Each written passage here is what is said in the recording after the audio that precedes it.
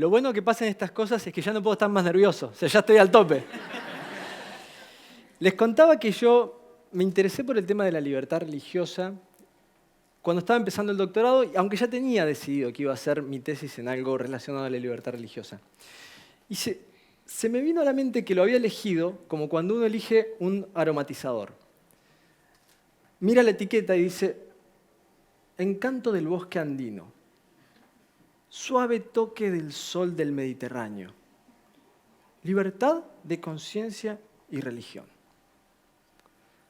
A veces la etiqueta nos puede sonar bien, pero la verdad es que no sabemos del todo qué aroma va a tener cuando lleguemos a casa y abramos el envoltorio. Así que me conseguí una pila de libros y me puse a investigar, a tratar de averiguarlo. Agarré uno chiquitito que era una historia universal de las relaciones entre el Estado y la religión. Y me llamaron la atención un par de cosas. Lo primero es que el autor no hablaba acerca de la religión, sino únicamente acerca de su religión y más concretamente de su propia iglesia. Pero lo que me dejó totalmente desconcertado fue que al hablar de los eventos de la historia, celebraba como grandes victorias de la libertad religiosa los momentos en los cuales su propia iglesia lograba imponer su dogma sobre el gobierno y sobre la población. Y al contrario, como derrotas de la libertad religiosa, los momentos en los cuales esa influencia se veía disminuida. Yo estaba comenzando mi carrera académica, pero me acuerdo que en ese momento tuve un pensamiento que no fue del todo académico. Me acuerdo estar sentado ahí y pensar, ¿esto es la libertad religiosa? ¡Pero qué porquería! Yo no quiero saber nada con esto me huele muy mal. Desde ese momento, desde ese shock inicial, tuve oportunidad durante muchos años de dedicar una enorme cantidad de horas a leer, a conversar, a pensar acerca de la libertad de conciencia y religión. Y aprendí una cosa que quiero compartir con ustedes hoy. Cuando leemos la etiqueta libertad religiosa, no todos estamos hablando de lo mismo. ¿Vieron cuando uno busca en el GPS por un lugar y aparece en la lista de resultados otro lugar que tiene el mismo nombre pero que queda a 3.000 kilómetros de distancia? Y uno piensa, siguiendo esta indicación, podría haber llegado muy lejos de donde realmente quería ir. Y un poco así pasa con la libertad religiosa y de conciencia. Evidentemente, hay un núcleo común de ideas que todos los que usan esa etiqueta tienen. Por ejemplo, decimos que la libertad religiosa es un derecho fundamental, decimos que es el derecho que tengo de elegir mis propias creencias, de cambiarlas si quiero, de manifestarlas. Pero a partir de ese momento, el camino comienza a bifurcarse muy pronto. Pensemos en preguntas como esta. ¿La libertad religiosa pertenece a todos por igual o yo puedo hacer diferencias entre las personas de acuerdo a sus creencias o a sus increencias? ¿Quién puede definir qué es una creencia religiosa y qué no lo es?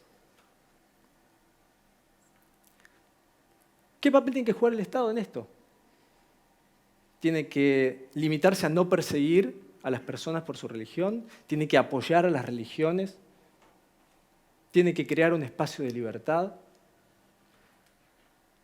Las respuestas para estas preguntas y para muchas otras difieren. Hay distintas respuestas, pero lo que nos deja perplejos es que todas esas respuestas utilizan el mismo rótulo, libertad religiosa. Así que, a riesgo de simplificar, yo voy a proponer que las diferencias entre estas visiones, entre estas distintas respuestas, están basadas en dos actitudes bien opuestas. La primera es pensar que la libertad religiosa es un derecho para mí.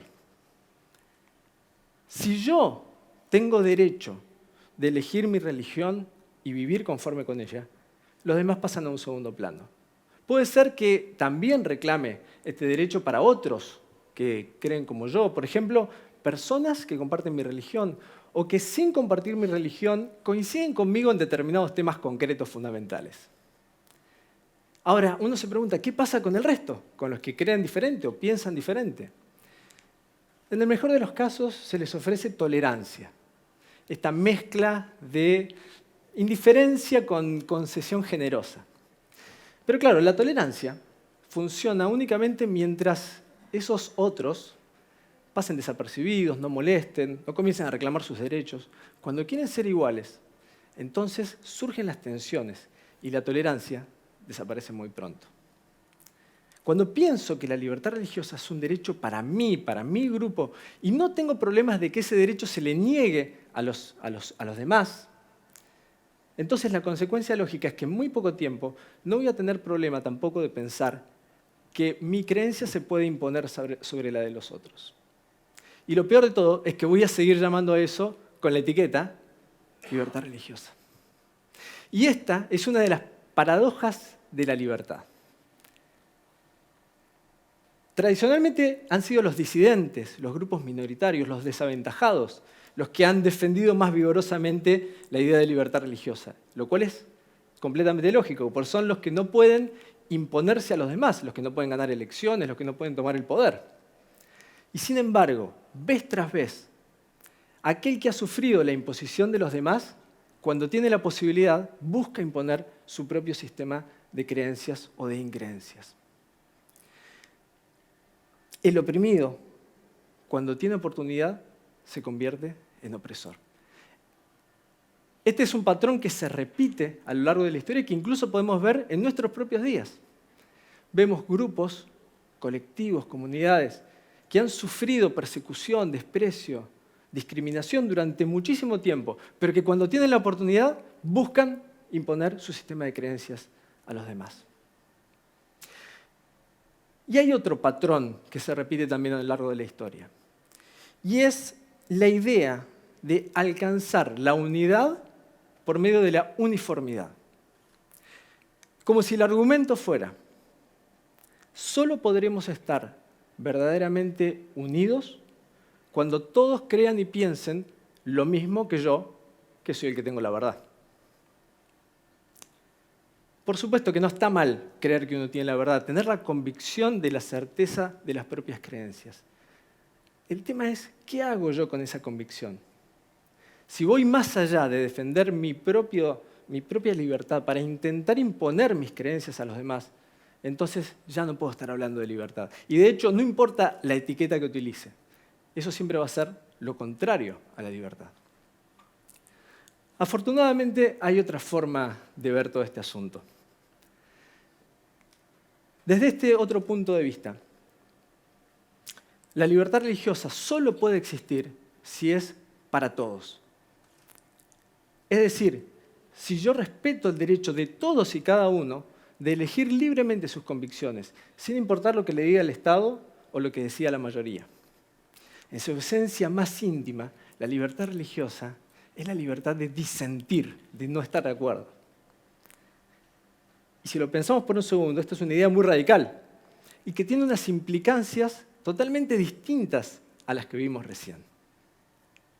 Si uno cree que la libertad religiosa es para todos, nunca la puede ver como un garrote para agredir a los demás, sino siempre como un escudo para defender su propio derecho. Libertad de creer nunca puede significar libertad de imponer las creencias. Si uno cree que la libertad religiosa es para todos, tendrá que aceptar que el derecho de libertad religiosa incluye la posibilidad de estar equivocado. No puede ser, como alguno cree, que solo el que pertenece o cree pertenecer a la iglesia verdadera tiene derecho de libertad religiosa. La libertad de elegir, por su propia esencia, implica siempre la libertad de elegir mal.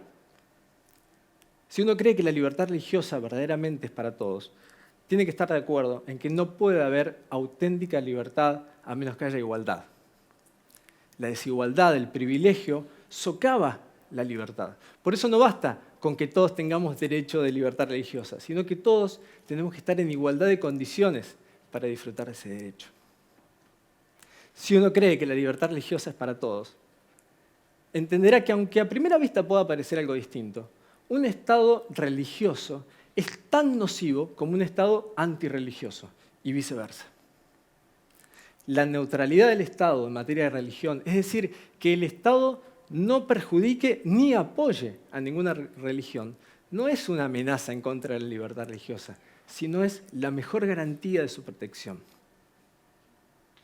Por supuesto, todo esto es mucho más fácil de decir que de hacer, ¿no? Hay una vieja frase que habrán escuchado de Voltaire, que en realidad Voltaire nunca la dijo, que dice, no estoy de acuerdo con lo que crees, con lo que dices, pero daría mi vida para que puedas decirlo.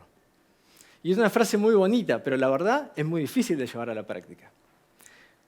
Así que, en definitiva, creo que la pregunta que tenemos que hacernos es, ¿por qué defender no solamente mi libertad, sino la de todos? Y yo tengo 2 razones para ofrecerles. La primera, porque es lo correcto para hacer, porque es una cuestión de principios. Todas o casi todas las grandes religiones, por ejemplo, tienen alguna especie de regla de oro, alguna norma moral que nos manda a tratar a los demás no como quisiéramos, no como nos tratan, sino como quisiéramos que nos traten. Si seguimos esta regla, la lógica indica que si queremos disfrutar de nuestra libertad, tenemos que respetar la libertad de los demás. Pero incluso fuera de las creencias religiosas, la idea de libertad para todos se puede extraer del concepto general de dignidad humana universal. Yo tengo el deber de respetar a los demás cuando eligen sus convicciones, cuando eligen su camino vital, aunque no coincida con el mío, simplemente porque son seres humanos, igual que yo, y tienen derecho a recibir ese respeto. A veces puede pasar que las crisis, el miedo, nos empujen a dejar un poco de lado estos principios o a pensar que un fin noble justifica la utilización de cualquier medio. Ahí es donde entran a jugar los principios, porque los principios son esa brújula moral que nos orienta para mantener el rumbo en todas las condiciones, cuando son adversas o cuando son favorables. Sin principios, nuestra toma de decisiones queda relegada únicamente a la oportunidad que tengamos y esto moralmente es muy peligroso. Pero incluso para quienes no comparten estos principios, hay otra razón, una razón más práctica por la cual defender la libertad de todos. Y es simplemente esta, porque funciona. Y acá se da otra paradoja de la libertad. Mi libertad religiosa, que consiste básicamente en el derecho que tengo de adherirme a las creencias que yo pienso que son correctas y que son verdaderas, solo funciona si al mismo tiempo garantizo ese derecho para los demás que tienen otras creencias que por definición para mí son menos verdaderas, por no decir totalmente falsas. Podemos pensar en la libertad como si fuera un alfajor. Cualquier chico, sin haber estudiado nunca filosofía del derecho, sabe cómo se divide de la manera más justa un alfajor entre 2 personas. Uno corta, el otro elige primero. El que corta sabe que si se pasa 1 milímetro de la mitad, indefectiblemente el otro va a elegir la mitad más grande y le va a dejar a él la más pequeña. Así de justos deberíamos ser cuando se trata de establecer reglas de juego acerca de las libertades. Puede ser que en algún momento estamos en una posición de poder y nos vemos tentados a cortar una mitad más grande para quedarnos con esa. Pero el poder es circunstancial, las mayorías cambian y capaz que mañana nos encontramos recibiendo la porción pequeña que nosotros mismos generamos ayer. Esto me hace pensar en la historia de Martin Niemöller. Niemöller era un pastor luterano, vivía en Alemania en la década del 30. Él apoyó la llegada de un nuevo gobierno que, aunque amenazaba con recortar ciertas libertades para algunos grupos, prometía imponer en la sociedad una agenda moral mucho más acorde a las creencias del propio Niemöller. El líder de este gobierno, ustedes ya se imaginan, se llamaba Adolf Hitler. Niemöller se dio cuenta pronto de su error. Se opuso al régimen nazi y fue enviado a un campo de concentración. Y estando en su celda, su compañero, un judío, le pregunta, ¿cómo pudiste apoyar a Hitler? Niemöller le respondió, me sentí tan amenazado por la hostilidad que mostraban los ateos y los comunistas en contra de la religión, que eso me empujó a poner mis esperanzas en Hitler. Fue un error terrible, me arrepiento y lo estoy pagando yo y muchos como yo. Cuando terminó la guerra, Niemöller en sus sermones frecuentemente repetía unas palabras que terminaron convirtiéndose en una especie de poema, es muy conocido. Cuando vinieron a buscar a los comunistas, a los ateos, a los judíos, yo no protesté, porque yo no era ninguna de esas cosas. Cuando vinieron a buscarme a mí, ya no quedaba nadie para que proteste. No importa lo seguro que estemos de nuestras convicciones, no importa los nobles que sean nuestros valores. Nunca deberíamos permitir que eso sea una excusa para recortar las libertades de otros, ni para apoyar a aquel que lo hace.